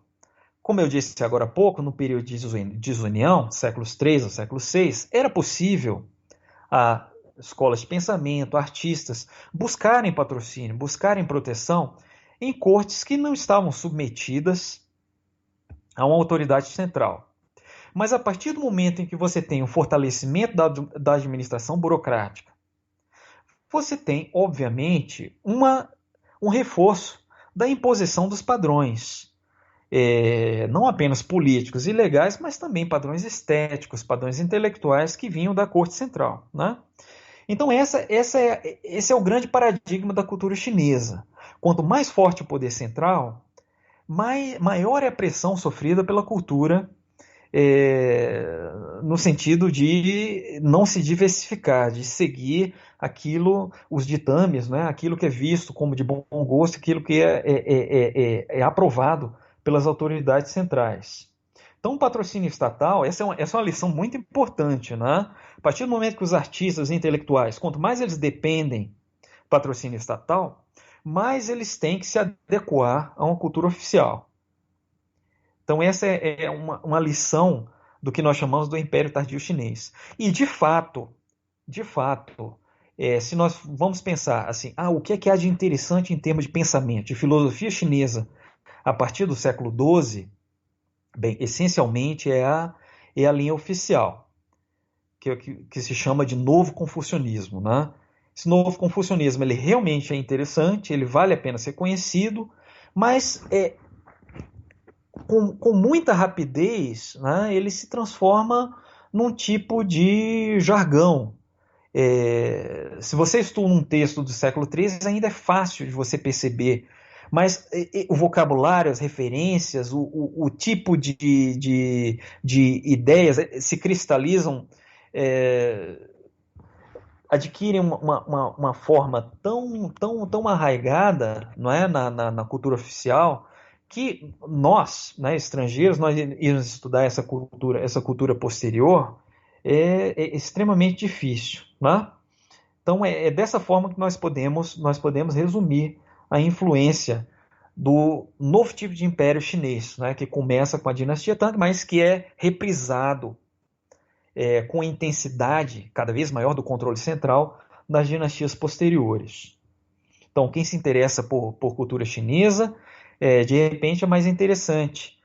Óbvio, em primeiro lugar, né, a cultura clássica, a época das 100 escolas, e depois esse período de desunião, estudar os textos do século III ao século VI. Né? Você tem uma maior diversidade de visões, você tem uma maior ambição intelectual, por assim dizer, e você tem uma maior abertura espiritual. Eu acho que esse período eles são mais interessantes. Mesmo assim, dá para dizer que depois do século XIII houve estagnação do pensamento. A relação entre as três doutrinas permaneceu de certa forma estável a partir desse momento? Uhum. Bem, essa poderia servir de conclusão para uma história do pensamento chinês, mas não é bem assim. Bem, em primeiro lugar, quais são as três doutrinas? As três doutrinas são confucionismo, budismo e taoísmo. Nós podemos dizer que as três doutrinas são a essência da cultura chinesa a partir do século III depois de Cristo, quando o budismo começa a entrar na China. Né? Agora há pouco eu já ensaiei um pouco essa resposta. Né? Houve estagnação do pensamento chinês? Sim, no que se refere à ortodoxia, no que se refere à ideologia imperial, no que se refere o quê? A forma como a burocracia chinesa ela se apresentava e ela se afirmava diante da sociedade. Porém, há outros aspectos interessantes que que traem um pouco essa impressão de estagnação. Por exemplo, o desenvolvimento da cultura popular chinesa, que é talvez o aspecto mais interessante, né, da história cultural da China após o século XIII. Após o século XIII, talvez não seja tão interessante estudar a cultura, a filosofia, do que estudar literatura, do que estudar costumes, né? Quem gosta de folclore, quem gosta de artes, eu acho que a partir do século XIII você tanto tem mais material para estudar, como a diversidade de perspectivas ela é maior, né? Um outro aspecto, um outro ponto que pessoalmente me atrai embora o jogo já estivesse terminado, embora o novo neoconfucionismo ele estivesse sacramentado como uma única ideologia imperial, mesmo assim você ainda consegue entrever alguns aspectos de luta pela hegemonia. Essa luta pela hegemonia, embora ultimamente ela nunca tenha conseguido transformar a natureza do poder imperial, mas ela se percebe em diversas partes do território chinês que conseguiram desenvolver sua economia, especificamente no sul, onde havia uma maior independência, não política, da corte. O sul era uma região, tradicionalmente, nessa parte do Império Tardio, né, a região mais rica da China, a região mais populosa. Então você tinha uma vida social muito intensa. Por isso, você pode entrever em determinados momentos uma tentativa de organização da vida comunitária. Por exemplo, surgiam o que eles chamavam de academias. Né? Academias eram mais ou menos escolas, centros de convivência mantidos com o capital das famílias mais ricas locais. E lá você tinha, além do ensino da ortodoxia, você tinha a oportunidade, né, de comerciantes ou as classes mais abastadas de organizarem saraus literários, saraus filosóficos. E é nesse momento que surge um tipo de escola filosófica, né, um ramo da ortodoxia, que é muito interessante, que ele tenta revigorar a fé budista, mas por meio do vocabulário intelectual confuciano, que você chama da escola do coração-mente. Né?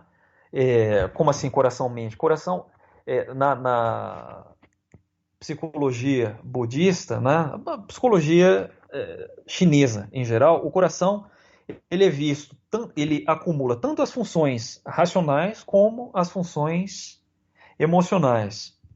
Então, essa doutrina, ela se opunha à ortodoxia imperial neoconfuciana, que advogava a primazia do princípio. Princípio como sendo as formas, os padrões imutáveis, né, seguidos pelo universo e pela sociedade. Aí a coisa está ficando um pouco mais esotérica, mas o que eu quero dizer é justamente isso. Né? A partir do século XIII, embora a cultura oficial ela tenha realmente se enrijecido, você consegue encontrar em termos de cultura popular, né, especialmente nesses centros comerciais da China, uma série de visões que podem ser exploradas como alternativas interessantes.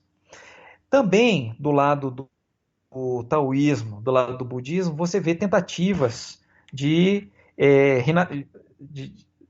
talvez nós possamos usar esse termo, né, de renascimentos, o budismo tentando se revigorar. Afinal de contas, isso nunca conseguiu vingar, não é? Em termos de budismo autóctone, budismo chinês. Mas nessa época, justamente nessa época, a partir do século XIII, o budismo tibetano ele é transmitido à corte chinesa e ele começa a ter uma influência. Na China as coisas funcionam mais ou menos assim, né? As grandes novidades elas só se enraizam na sociedade quando elas são aceitas pela cultura imperial. Pois bem, então, quando o budismo tibetano, mais ou menos a partir dessa altura, ele é admitido pelo centro do poder, pela corte, então você tem também uma grande voga de misticismo na cultura popular chinesa, que também é interessante, que vale a pena ser conferida. Né?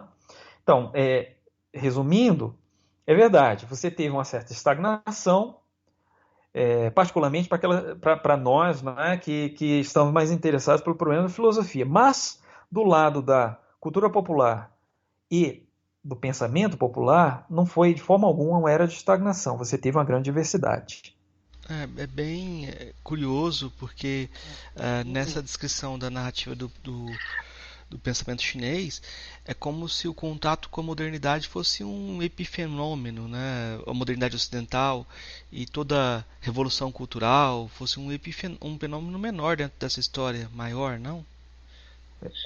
Essa é uma pergunta extremamente interessante. Bem, eu vou tentar resumir isso numa única frase. A China nunca entrou em contato com a cultura ocidental de fato. Quando a China entrou em contato com a cultura ocidental, mais ou menos na metade do século XIX, essa foi uma relação bastante desarmoniosa, para dizer o mínimo. Então, a modernidade ocidental, aí é óbvio, eu pessoalmente, nas minhas leituras, nos meus estudos, eu estou mais relacionado à etapa mais antiga. Recentemente eu tenho me dedicado mais ao período de desunião dos séculos 3 ao 6, então não sou um bom conhecedor desse período, século XIX, da formação da nova China em 1949. Porém, uma das coisas que eu posso afirmar com uma certa segurança, não é por que os chineses escolheram o marxismo para servir de ponte sua entrada na modernidade. Nós podemos dizer, bem, o marxismo, em primeiro lugar, ele é internacionalizante. O marxismo, ele em momento algum, ele afirma a superioridade da experiência ocidental. Em segundo lugar, o marxismo, ele critica o imperialismo ocidental. Né? Em terceiro lugar, o marxismo, ele advoga a prioridade dos interesses da comunidade sobre o indivíduo, obviamente. Isso aí nós não podemos. Todas essas características, né, elas importam benefícios para os chineses, tanto na redefinição de sua cultura, como na sua projeção internacional.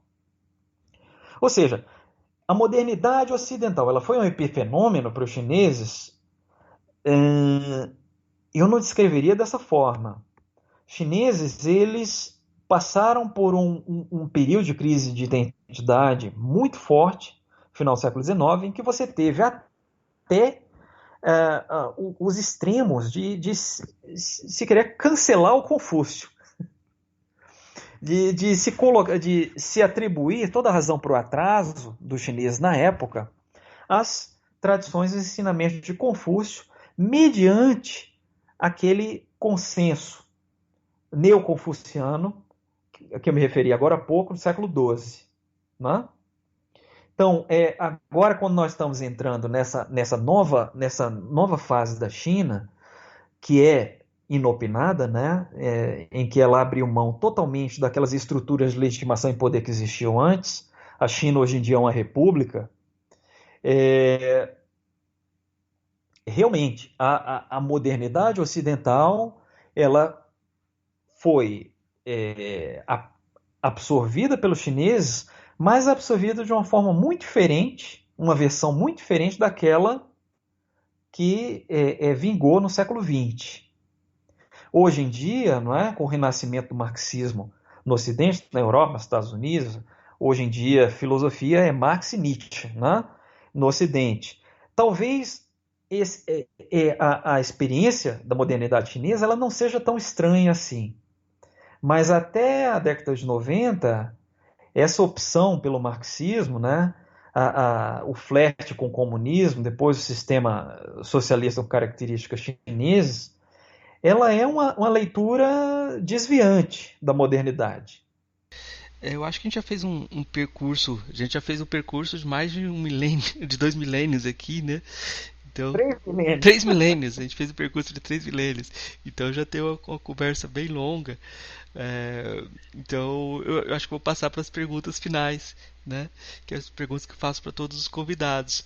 A primeira delas é uma pergunta simples: o que é filosofia? Simples. É, eu acho, na minha opinião pessoal, filosofia é um produto cultural, é uma prática social. Filosofia ela só pode ser compreendida dentro de uma comunidade linguística. Ela está submetida a um conjunto de instituições, a um tipo de convivência entre as pessoas. Óbvio, no caso dos gregos, né, você tem um tipo de curiosidade que vai além do dia a dia, que vai além daquele mundo que nós percebemos. Isso é uma coisa um pouco única, não é, da cultura grega. Mas toda filosofia ela está condicionada a essa forma peculiar de ver o mundo que é comunicada por num único idioma. A filosofia ela é inseparável do idioma que a verbaliza. Né? Mais uma peculiaridade da filosofia, como um produto unicamente ocidental, é que a filosofia ela é multicultural e ela é multilinguística. Somente na tradição ocidental você tem esses grandes ciclos linguísticos. Né? A filosofia, primeiro, ela é totalmente criada em grego, depois em latim, depois influenciada pela Bíblia. Você tem gerações de gerações de questionamentos filosóficos. Quando você chega na modernidade, a filosofia, claro, o latim continua, mas ela é traduzida para as línguas nacionais. E aí você tem um movimento de hegemonias culturais, né, a influência da filosofia francesa, a influência da escola da escola alemã a partir do romantismo, a influência. E hoje em dia você tem a hegemonia absoluta do inglês. Né? Então essa é a minha forma de ver filosofia. Se você pergunta, bem, e as outras culturas, elas também não têm línguas, elas também não têm forma de ver o mundo, elas também não têm curiosidade sobre a... Sim, mas as outras culturas, cultura chinesa, cultura indiana, o Islã, elas estão presas a um cânone, uma forma fixa de ver a realidade. Esses cânones, eles sofrem transformações ao longo do tempo, mas eles são bem mais rígidos do que os nossos cânones no Ocidente. Você vê, a Bíblia, ela começa a exercer influência, mas não é uma influência peremptória. Né? Meio século depois, essa influência ela começa a decair. Né? Quando você chega a Tomás de Aquino, ali você já está, na verdade, um efeito inopinado da escolástica de São Tomás de Aquino é que você estava libertando a racionalidade para que ela buscasse a verdade fora dos dogmas da nossa religião cristã. Né? A partir do momento que a filosofia ela se liberta, voltando ao passado, ela se liberta da língua grega, o latim como uma língua internacional, né, que vai cada vez perdendo todas as suas características étnicas e culturais, isso é uma coisa que você não encontra em língua nenhuma, em tradução, em tradição filosófica algum no mundo. A China está sempre ligada à sua língua clássica. Né? A Índia, você tem o sânscrito, né? Mas você também tem, no caso do budismo, o que você chama dos prakrita, que são as línguas que eles chamam de línguas vulgares de lá. Mas o budismo, a única razão para o budismo ter conseguido escrever seu cânone numa língua não clássica é que o budismo ele era uma heresia com relação ao hinduísmo. Né? Aí nós vamos à filosofia islâmica. A filosofia islâmica nada mais é do que o estudo do Islã, estudo do Corão. Né? toda a filosofia islâmica ela é um subproduto das verdades que estão reveladas ali pelo profeta. E assim por diante. A filosofia judaica, que também teve um desenvolvimento histórico mais variado do que a filosofia islâmica, do que a filosofia chinesa, mas mesmo assim ela também está ligada àquela mesma língua clássica, né?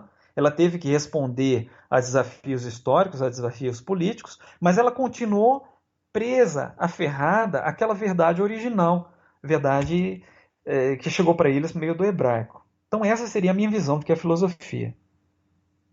Qual filósofo ou filósofo que mais lhe impressionou daqueles que você conheceu pessoalmente? Infelizmente eu não convivi com muitos filósofos, né? Há muitas pessoas que eu admiro, mas se eu tivesse que dizer um filósofo que eu conheço melhor e que eu tenho uma profunda admiração, acho que é Santo Agostinho. Por que Santo Agostinho? Parece uma coisa bizantina, né? Filósofo do século IV. Eu acho que Santo Agostinho ele viveu numa época muito parecida com a nossa. Os mesmos dilemas. Em primeiro lugar, um esfacelamento da ordem política, né? Uma reestruturação da ordem internacional. Aquela cultura que era percebida como uma cultura mainstream era uma cultura em fragmentação. Ele Santo Agostinho ele conseguiu perceber esse momento, ele teve uma clarividência, uma profunda visão crítica.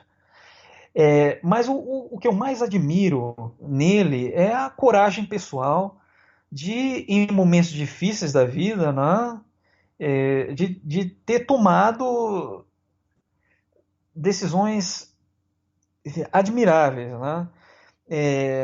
A conversão dele ao cristianismo é um processo extremamente interessante. A forma como ele abriu mão de um emprego extremamente bem pago, extremamente bem visto, uma carreira que prometia tanto, e começar a se dedicar, né, a um tipo de doutrina que naquela época ainda era desprezada. Não é? Eu acho que o Santo Agostinho, ele tanto em termos intelectuais, né, de um profundo conhecimento das diversas doutrinas filosóficas, das diversas escolas que existiam na época, a capacidade de trabalho de Santo Agostinho, de ter escrito tantos livros, né, com tanta qualidade, mesmo assim, sempre estando aberto à comunidade como um todo, como filósofo, de nunca ter se colocado numa torre de marfim, de ter sido capaz de abrir mão de uma vida tranquila de estudos, né, que era o que ele realmente gostava, para servir a comunidade. Naquela época, ser bispo não era como hoje, não era um cargo burocrático. Ser bispo era mais ou menos como um community organizer, era uma pessoa que estava lá para resolver os problemas das pessoas, para conhecê-las. Né? Então eu acho que isso para mim é um filósofo, é uma pessoa que tem uma vida inteira, uma vida intelectual, uma vida espiritual, uma vida social. Né? É uma pessoa por quem eu tenho, apesar, obviamente, de não ter conhecido pessoalmente, é alguém que eu tenho me dedicado nesses últimos tempos a conhecer melhor. Eu acho que é uma pessoa que vale a pena conhecer. Você acabou respondendo nessa segunda minha terceira questão, que é qual a filósofa ou filósofo favorito? Santo Agostinho, né? Não, o meu filósofo favorito, perdão, o meu filósofo favorito é Max Weber.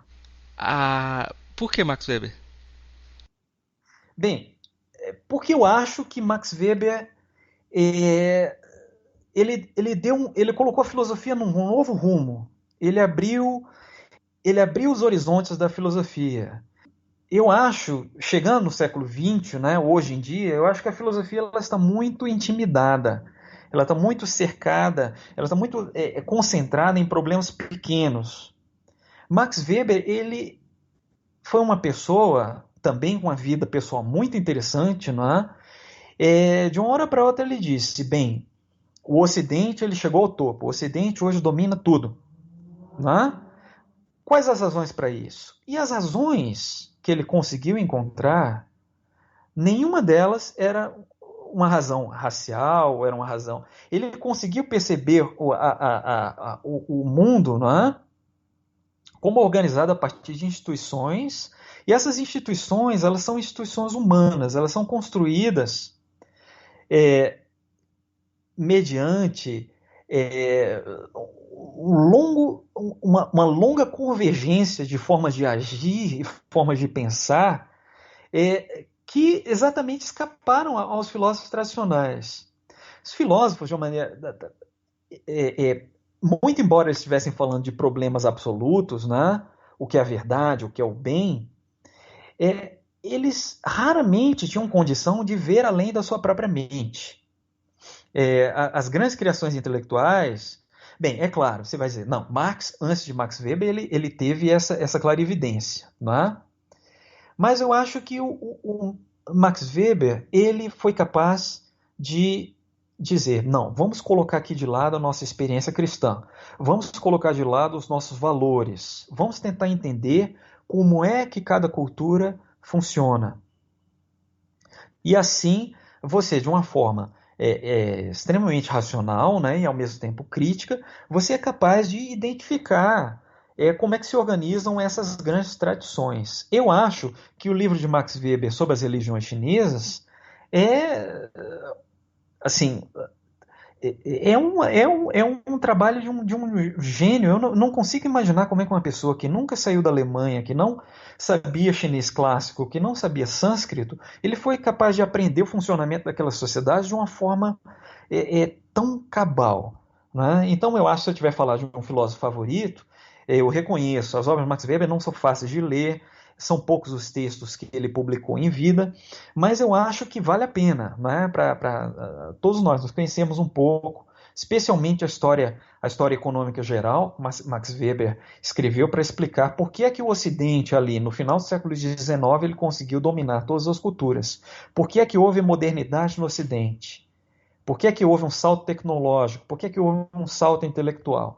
Naquele livrinho, né, um livro não muito longo, ele consegue colocar ali todas as explicações. E nenhuma delas passa por raça. Nenhuma delas passa por eurocentrismo. Né? Eu gosto muito desse filósofo. Então vamos passar para a nossa sessão final, que é das indicações. Professor Jorge, o que você indica para os nossos ouvintes em termos de leitura, filmes, música, o que o senhor quiser indicar? Uhum. Filme, eu acho que dentro dessa nossa perspectiva de entender o outro, eu recomendo um filme recente do Martin Scorsese chamado Silence. Eu acho que muitas pessoas já devem ter visto, né? Mas de repente nós podemos pensar ali desse lado da relação entre a cultura ocidental e culturas não ocidentais. Claro, nós podemos olhar também do problema do âmbito pessoal, né? De como um missionário ele se dá conta de que a revelação de Jesus Cristo, ela não necessariamente ela seria aceita por todos. Nós podemos ver desse lado. Mas o que eu acho mais interessante nesse filme Silence é a relação entre a cultura ocidental, essa ideia, nós podemos pegar ali a ideia como uma metáfora da globalização, né, a globalização liberal, e nós nos damos conta de que talvez as coisas não sejam bem assim, né? Eu acho que esse filme ele pode ser visto, ser interpretado dessa maneira, interpretado culturalmente.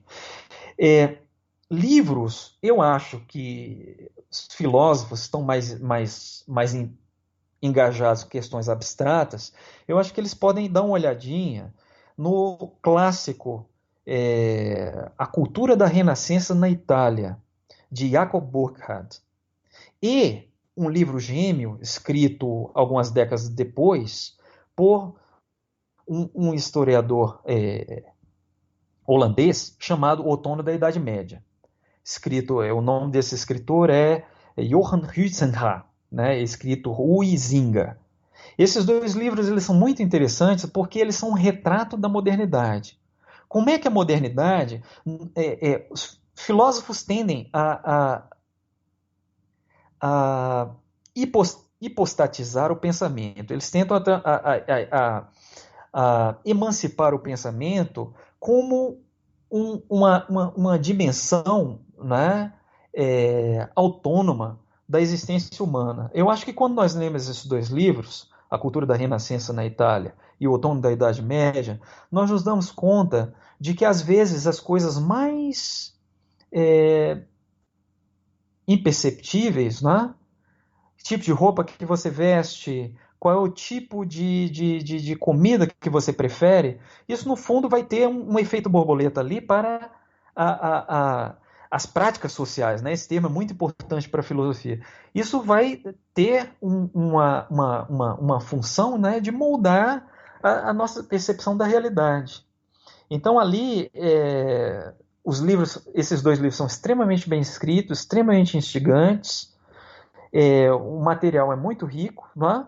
E são um pouco assim, a síntese do que vem acontecendo na cultura europeia desde aqueles séculos 13 e 14, ali onde o jogo ficou mais ou menos definido.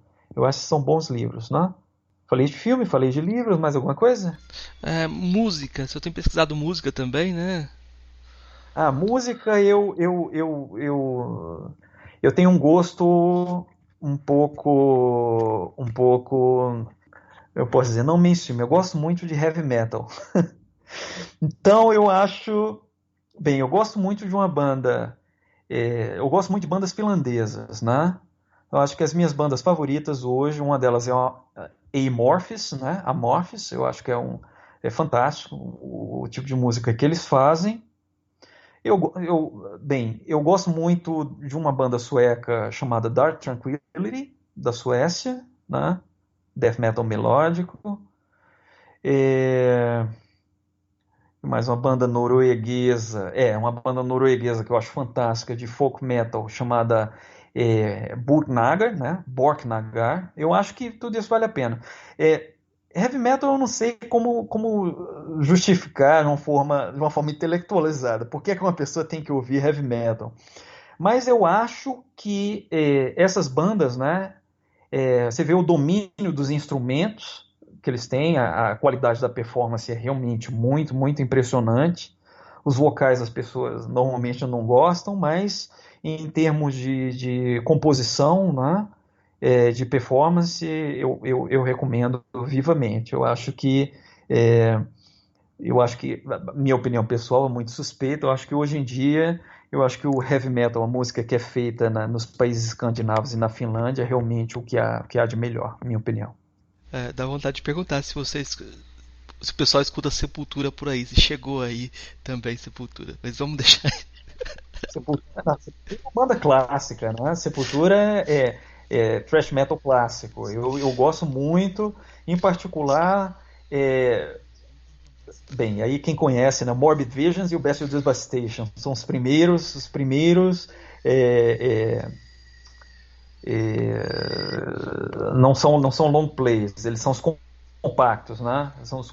Eu acho que são as músicas mais cruas do Sepultura, mas ali tinha uma série de influências intelectuais Ah, interessantes. tá ótimo. Tem um professor chamado Ideober Avelar, que o primeiro texto dele publicado fora foi traduzido, um texto que ele escrevia sobre o Sepultura foi traduzido na Coreia do Sul, porque o pessoal gosta muito do, Olha do, aí que do legal. Sepultura. Eu, Sim, na Ásia, na Coreia do Sul, o Japão gosta muito de heavy metal, né? Muito, muito. E Sepultura é uma banda clássica. Não é uma banda brasileira, ela apenas, né? Ela tem uma significância mundial. O álbum Arise do Sepultura, eu acho que é uma das melhores coisas que já foram feitas em termos de heavy metal. Como as recomendações, coisas mais recentes, né? De repente eu menciono essas três bandas, talvez não sejam muito conhecidas, vale a pena. ótimo. Eu vou recomendar os Analectos e o Dao De Jing, traduzidos pelo professor Jorge Sinedino, né? E vou recomendar também para os nossos ouvintes, em termos de música, Gilberto Gil. E eu vou Ah, fazer a claro. relação dos dois. Que foi quando o Gilberto Gil estava convalescente, ele recebeu de presente esses dois livros, traduzidos pelo professor Jorge Cidedino, do Hermano Viana. Né? O Gilberto Gil tem uma longa história com o pensamento chinês e tem dialogado com o pensamento chinês, então é uma forma de vincular esses dois trabalhos também, com o trabalho do Gilberto Gil. Em termos de filme, eu lembrei de um filme recente, eu acho que talvez seja idiosincrático, mas eu vou recomendar mesmo assim, que chama Pequenas Flores Vermelhas. Hum. É um filme meio infantil, mas ele tem uma virada muito interessante, porque é um filme que retrata uma criança que vai para uma creche no um período pré-revolução, né? E você tem uma virada no filme. O filme seria uma história se ele fosse contado no Ocidente, e ele tem um outro final a partir da perspectiva oriental. E você tem claramente essa distinção. Há uma quebra da narrativa das expectativas do espectador ocidental. E eu acho muito interessante como dá para perceber esse cultivo maior da comunidade sobre o indivíduo. Eu vou contar. Você já viu esse filme, professor? Não, né? Infelizmente não, anotei aqui. Eu vou Ah, checar. então eu não vou te contar o final da história, mas Ah, por é favor. interessante, é interessante só essa perspectiva. O ocidental tende a ver a história heróica, né, do Uhum. indivíduo, né, e ele vai quebrar essa expectativa de uma forma bem interessante, né.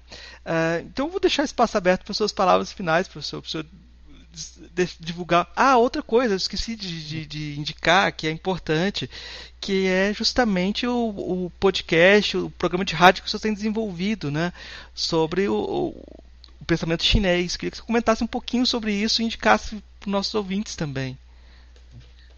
Essa iniciativa é de apresentar para as pessoas que têm interesse geral em filosofia chinesa, né, tem história de pensamento chinês, um conjunto de autores e de obras que serviriam mais ou menos assim como o currículo básico, né? Nesse primeiro ano eu falei sobre Confúcio e os Analectos, Lao Tzu e o Tao Te Ching, e nós estamos agora fazendo sobre Mêncio e sua obra. No ano que vem, nós vamos fazer sobre o Zhuangzi, né, que é um autor extremamente interessante. Posso dizer que é a primeira obra-prima da literatura chinesa, mas ele também é um pensador taoísta. Depois do Zhuangzi, nós vamos falar sobre a arte da guerra de Sun Tzu, né, Sun Tzu. E por último, nós vamos falar das canções de Chu, é a primeira coletânea de poesias da China, mas que também tem relações muito interessantes com xamanismo, com manifestações espirituais, de um poeta chamado Tuyan.